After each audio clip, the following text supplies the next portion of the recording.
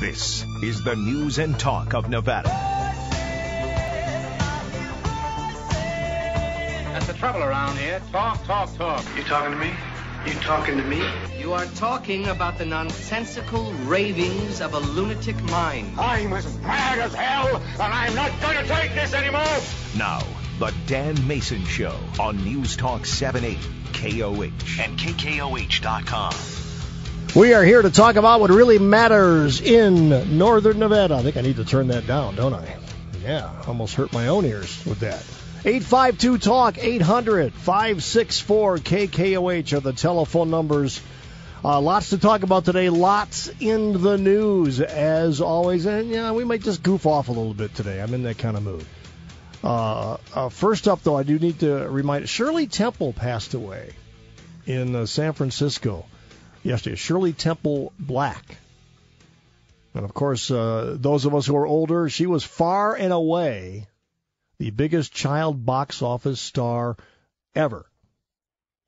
And after she stopped acting, which was pretty young, I think she was around 20 or 21 when she stopped. You know, she was the child star, and once she got older, they weren't real interested anymore. It was kind of weird. But she became active in politics, served as a diplomat, ambassador to Ghana and Czechoslovakia. Matter of fact, she was ambassador to Czechoslovakia when communism collapsed in 1989. But perhaps most importantly, she was an advocate for breast cancer awareness.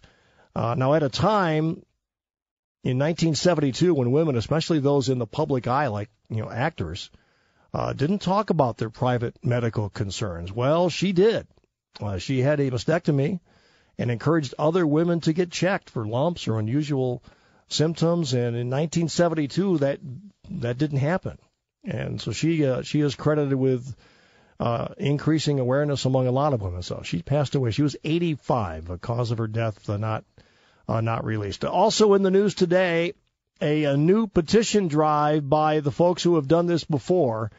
New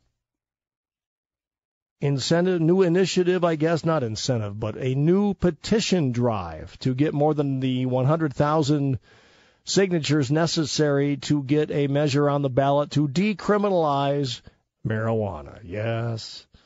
Colorado and Washington, we don't want to wait and see how it goes there. Let's just jump right in and do it, right? A lot of comments on the Reno's Morning News Facebook page about this earlier today. We will talk about it as well. Previous attempts to do this have not worked, but they're back at it again. First up today on the show, though, it's Tech Tuesday today. Time to catch up with the newly appointed official honcho of the Mad Dog High Tech Department. I just gave you that title. How's that? That works for me. Bill Sickens is here from WeAreTechnology.com. We caught up with you a few weeks ago when Consumer Electronics Show was going on, so we're going to do this regularly just to see, well, all the cool stuff that's going on. And it's not all just about cool stuff today. There was a protest today, right? Yes, there was. Washington, D.C., an internet-based protest against the NSA, the National Security Agency, on Capitol Hill today. Websites, advocacy groups, tech companies, the ACLU, Facebook, Google, all sorts of folks. It's called The Day We Fight Back. So what's that all about? Well, basically what it is it's a form of an online protest. The first time something like this was attempted was actually 2 years ago. This is the 2-year anniversary of it, and it was quite successful at earmarking some legislation that would have really restricted what we can do on the Internet. And what they're doing today is sitting down and saying, hey, look, enough is enough. People's information that's online and these type of things that go with the different online social media and other companies and that type of stuff should be the property of the provider and the person. And all of the requests and things that have been coming in, a lot of the information that's come out from the NSA stuff over the last year, again, the people, the users, and the companies are saying, hey, enough's enough. So what they're doing is aligning together. So when you go to a number of different websites online today, you'll see this, that there is a online protest. Again, it's done quietly and it's done subtly, but it is out there and it is quite successful in getting the word out that we do not want government in all of our information. and that's what it's about. And the companies like Google, Facebook don't want to be in a position of having to hand it over when they don't want to, right? Absolutely not. In fact, the bigger companies have gotten together over the last few months to get some changes through so that they can disclose when these requests come in, because their clients don't, want their information getting out and being supplied in that way. Absolutely. And for the longest time, the requests that came in, they couldn't tell you about. So that's part of that. There is a bill that has been introduced called the Surveillance State Repeal Act, which kind of goes a few steps further than the USA Freedom Act. And this all ties in. A lot of this goes all the way back to the Patriot Act and things that have happened since, the original, the 9/11 attacks, the Patriot Act. Everybody jumped on board. Yeah, Patriot Act, let's get those terrorists. And now here we are years and years later, and everybody's taking a step back and going, okay, have we gone too far here? Yeah, and it's interesting. Sometimes the names of these legislations isn't exactly what it's about, and they're very creative with the names. Yeah, absolutely. Yeah. And but you have a situation. This actually started with something called the Digital Millennium Copyright Act that went in, and then the Patriot Act came out, and all these things together have allowed for a situation where I think when this was introduced, most people did not understand quite how far the capability was for the government to get in. Could go. Yeah. And we're kind of getting there now, and people are realizing that, hey, this is not okay. And it may be a new era, and personal privacy may be different now, but there still is a such thing as personal privacy, and it's time for people to take that back. Well, personal privacy is different now in a lot of ways, whether we like it or not, and you know this as well as anybody. It's a byproduct of the technological advances that keep coming along every single day. But, we're told, don't worry. It's all, we don't actually look at it unless, we have a reason to, so it'll all be okay. Right. Yet we're building this giant, Salt Lake City, somewhere in Utah, we're building the giant computer center where all this is going to be stored. By the way, they can't seem to solve their power problems with that, but that's a whole other story. Little details there. Minor stuff, yeah.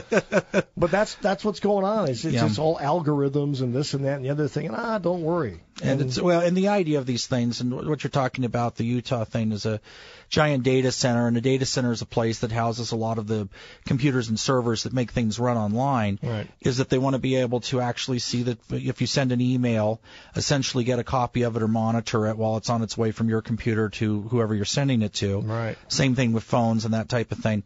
And it becomes a very just scary situation to think that that's out there, and that's where that's headed. And there's a lot of people, for whatever reason, I don't know if it's the prevailing attitude, but a lot of this is dismissed with the line, well, if you're not doing anything wrong, you got nothing to worry about. Yeah, well, that of course is a personal opinion. The thing of it is it's not about necessarily being a criminal. It's just something about that you want to keep your private information private.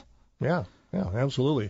Bill Sickens is here. WeAreTechnology.com is the website. By the way, there's a really cool video on your website. If you want to see life through Google Glass, you can get a sense of what it's like to wear a pair of these. That was pretty nifty. Yeah, that was something. I thought that was the neatest way to put that together, and it's actually from the perspective of someone that's wearing glass, and it's kind of fun to see what can be done with it. What's happened with Google Glass since we first started talking about it? I know that the big rollout at Christmas time kind of fizzled and never really happened. Yeah, that kind of didn't happen. I know the first time we talked about that, I kind of suspected that's where it was headed. They're still working on the product. The Explorer program, which is what Google calls it, is still very much active and underway. One of the things I think here is from just a sales standpoint, getting it out for last year's Christmas season would have made sense. But they really wanted to get it right. And one of the other things was, too, as a developer of products for the wearables and the Google Glass. Yeah, you do a lot of that. We do a lot of that. And just at the time, there wasn't enough. It'd be like a new video game system, but there's no games to run on it yet. It's the best thing in the world, but you can't do anything with it. And that's kind of where it was at. All right. So what's the prognosis as we sit here today? How far along are they? And is it going to happen by this Christmas, I guess? I think it'll happen by this Christmas. I think we're actually going to see a retail version somewhere around third quarter of this year. Okay. At least that's what I would suspect, seeing where everything's headed. The other thing is since January, I've noticed a lot more people out there wanting to get apps developed. So by the time, with that as a launch date, there's going to be a lot more that it's capable of doing. Even apps that are associated with Google Glass. Absolutely, absolutely. Okay. I think one of the other things, too, is one of the front runners last year was the Samsung smartwatch. Oh, yeah. And I think a lot of these places have actually learned a lot from that. It's a great product, but it had the same problem. There wasn't a lot you could do with it. People jumped on, bought it, and then it's like, well, this could be cool, but it's not there yet. Yeah, and you want it right. And I think that we're headed that way. The wearables are going to be a big deal, but they're still in their infancy. And that's not unusual either. Being involved in technology as you are, new products, new ideas, typically there is a period where this is exactly what happens. You try a little trial and error. You go here, you go there. You see what works, you see what doesn't, and ultimately you'll come out with a product that makes sense to the consumer. Absolutely. That's actually referred to as the early adopter phase. And if you want to be on top of the newest, latest, greatest technology, it's great and it's fun to work with. But about half the time you do end up with a product that will either change or be completely replaced before it really goes to market. Have the security issues and things that were talked about with Google Glass, have that been resolved? Because that kind of got quiet too. Like, the casinos aren't going to let it on the floor. All of that. There was a lot there that needed to be talked about. Have we moved down the road a little bit on that yet? We actually have. We're seeing the same thing happen that happened with the smartphones when they first came out. Everybody was, we don't know what this is, so we're going to not allow it or be very careful of it. I know that since the statements came out from the gaming boards, both here and back east, regarding that, statements have been made from a number of the bigger resorts, some that we work with and kind of keep an eye on these things, that they're not going to police it as far as coming into the property.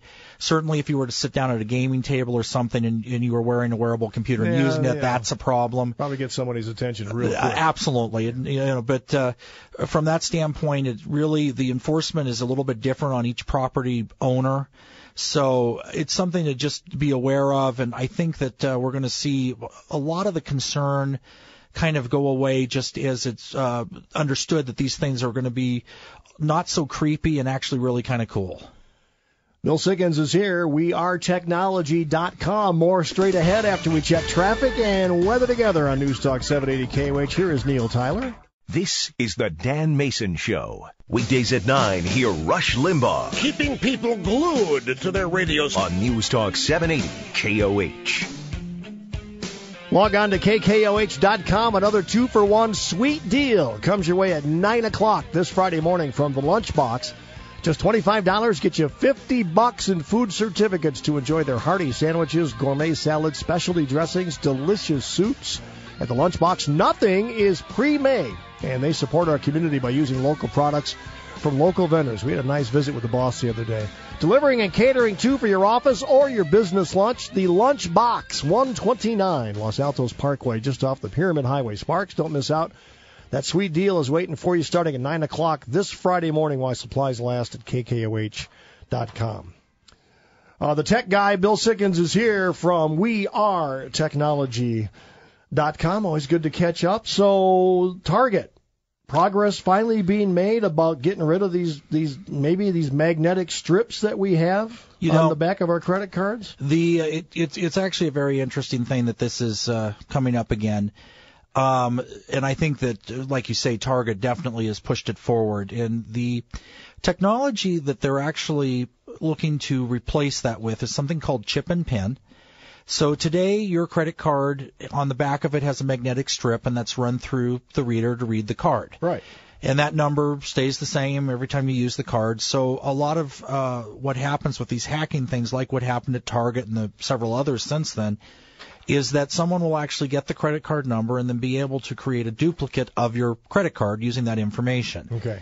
And the new technology, or new to us, really, technology, because it's been used elsewhere in the world for a while. Long time in Europe, right? Europe and in most places. And the reason that we don't have it here yet is just the U.S. market is so big to change all of this, which requires literally changing every credit card reader in the country. Might cost a couple of bucks to do. $2 or $3, yeah. You know, you're looking at maybe even $5. It's yeah, but it's a major investment. Sure is. But the problem is not doing it. You end up with situations transactions like what we experienced last fall. And the number this is costing Target a lot of money to deal with this. The statistics of it is 1 out of every 7 U.S. citizens had their credit card number stolen. That's what it ended up being. Yeah, it was big. And those kind of numbers, you start looking at, okay, if there's a way to fix this, it's time to start doing it. So right. Chip and PIN seems to be the most viable way of doing that. And what it is it's a card that eliminates the magnetic strip completely. And on the credit card, it's still the same size, shape, and weight as a credit card is now. Okay. There's actually a microprocessor or a microchip.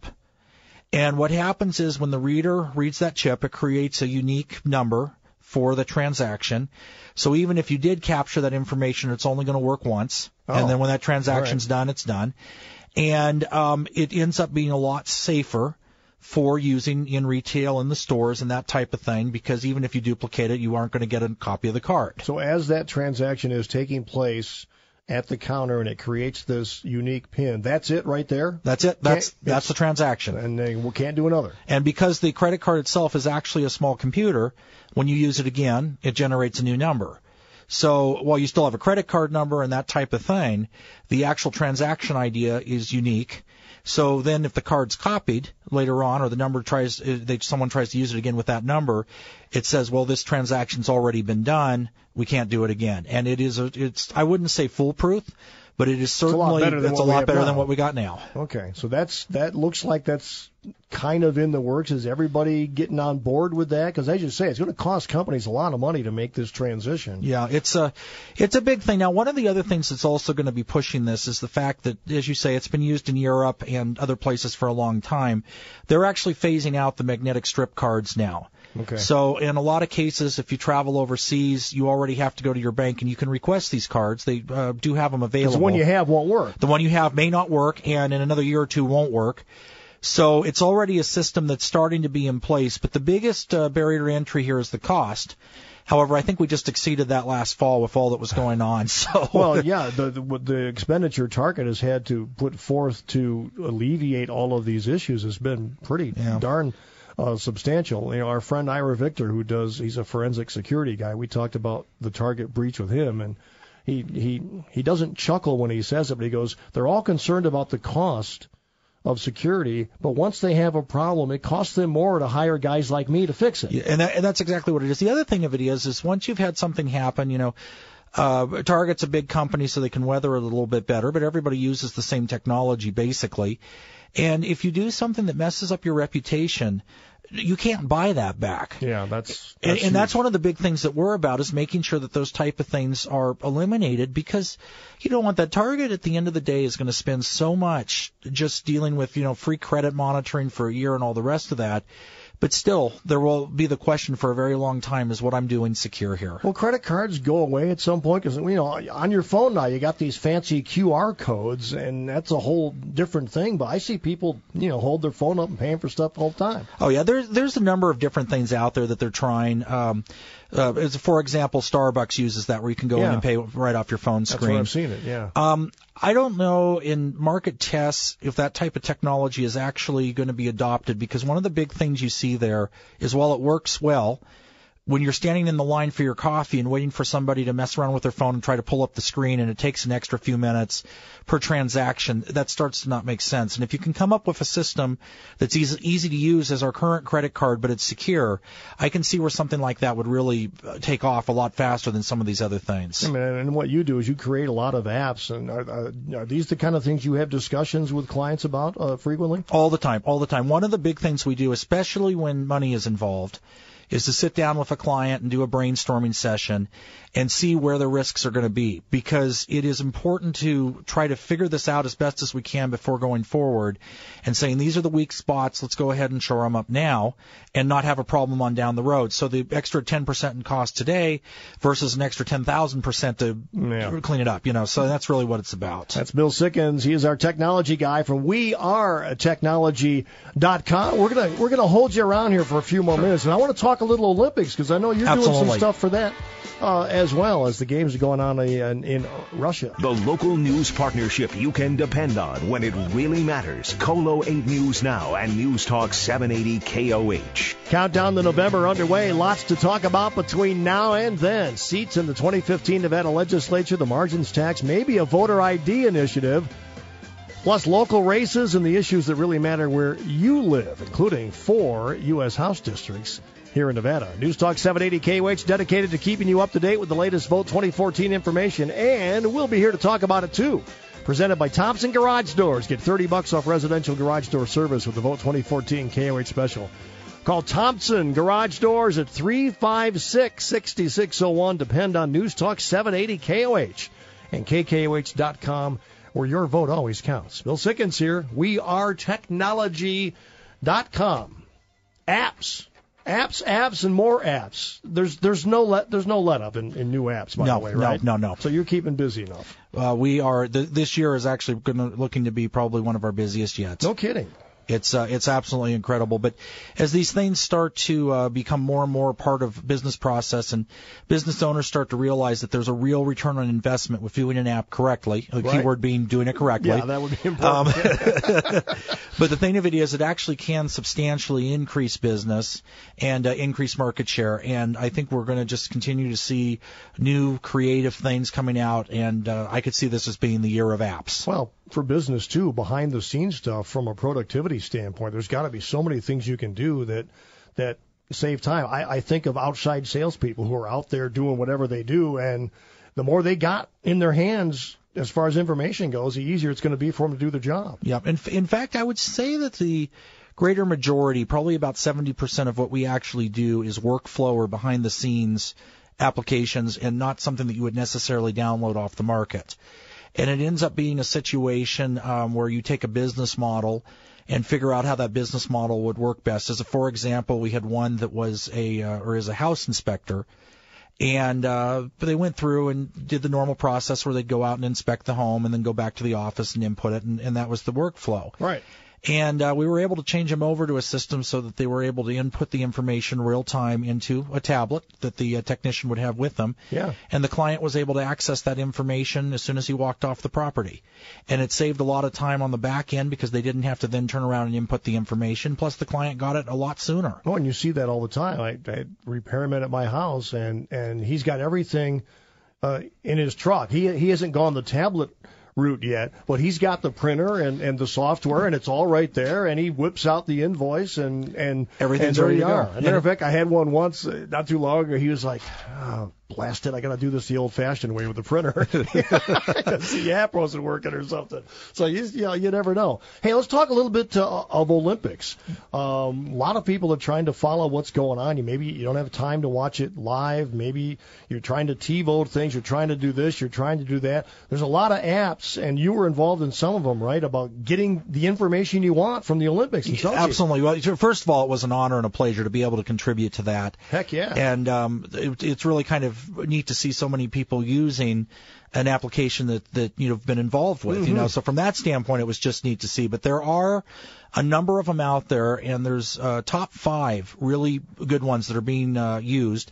The very first one is one that just gives you the information, results immediately in real time for all of the different competitors. And all of them. Different everything that's going on. You select that's a lot what you of want. information. It is, and to have it as live as it's happening is really good. And as far as we follow these things, we just had a gold medal winner right here in our local community. Yeah, Jamie Anderson. Jamie Anderson, yeah. And so there's a lot of interest in following exactly what's going on and seeing where it is, and being able to celebrate and push on with that. The funny thing about it is the next 4 apps are behind-the-scenes apps that are being used within the production of the Olympics and that type of thing. Okay. That's the good stuff. That's the really good stuff, yes. So NBC's using a lot of it, and assorted other people as well. Can you give us an example of some of the stuff they're using? To be able to go in and let's say you have the solemn race. I'll just use that as an example. Yeah.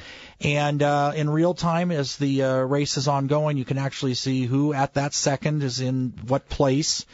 Of course, when the race is concluded, who won and that type of a thing, and have all the information right in front of you in just as it happens. As they see it, we know it. So like speed skating, for example, where they have those split times? Yes. You can get all that. You can get all that right on the fly. I saw something about another app in a piece I saw today, the Olympic Athletes Hub.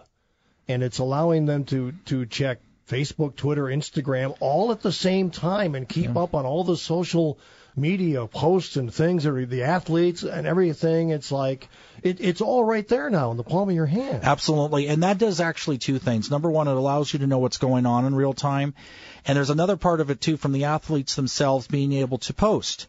And with the different social networking and different things that are out there, that actually can end up being very time consuming. But with some of these technologies now, you just simply send it once and it goes to everywhere it's supposed to. The other thing that they've been having some difficulty with is the post genuinely from the athlete, or is it from somebody that's pretending to be? Yes. And with these type of apps, they're able to plug in. Facebook will authenticate it as the right person and that kind of a thing. And from that, they're able to know that they don't have those kind of problems. There's a lot of people from around the world, obviously, in Sochi for the games.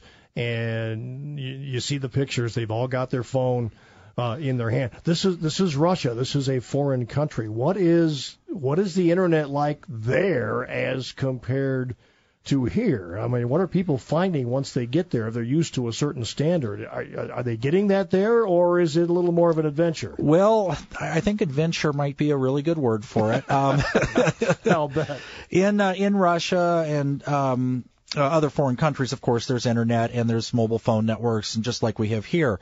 The only problem has to do again with security, and there was actually a test done on this, and a warning that was put out that once you get to Russia, do not trust any kind of privacy with any of the telecommunications networks there. A person had gotten onto a plane, or gotten off of a plane rather. Okay. Stepped out into the terminal, turned their phone on, and they did this as a controlled test.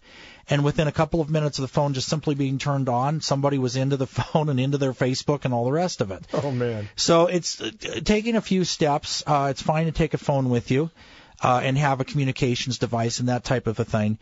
But just be prepared. You don't want to have any information on it that is going to be something that you wouldn't want to get out, because it probably will. Well, who goes anywhere without their phone anymore? Would anybody even think that, maybe I shouldn't take my phone with me?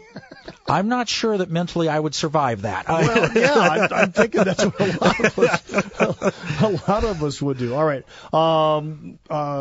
Before we let you go, what cool stuff are you working on? What's new? What's coming down the pike here? That's different from what we may have now. Like I said, we've had a ton of stuff coming in, and this we saw this at the Consumer Electronics Show too. It is the year of the wearables in respect to new things that are coming out. In the next few months, we're going to see a lot of just very unique approaches and ways of doing things. A lot of it having to do with things like healthcare and exercise and these type of scenarios. The ability to be able to be on top of and involved with all of these different things are going to, I think, really add to quality of life and a number of different things like that. And then there's another whole side of it that are just some cool and unusual things. We'll see them come up, and as the year progresses, we'll be able to demonstrate and talk about some of the new stuff that's coming out. There is one new app that I hear is out there. It's called MixLR. I'm not sure if that's the right way to say it or not. Here's the description. If you've ever wanted to host a radio show or do a podcast, but the entire process seemed a bit overwhelming, this is an easy introduction. It's an iPhone app. You can broadcast high-quality audio, 3G, 4G, Wi-Fi.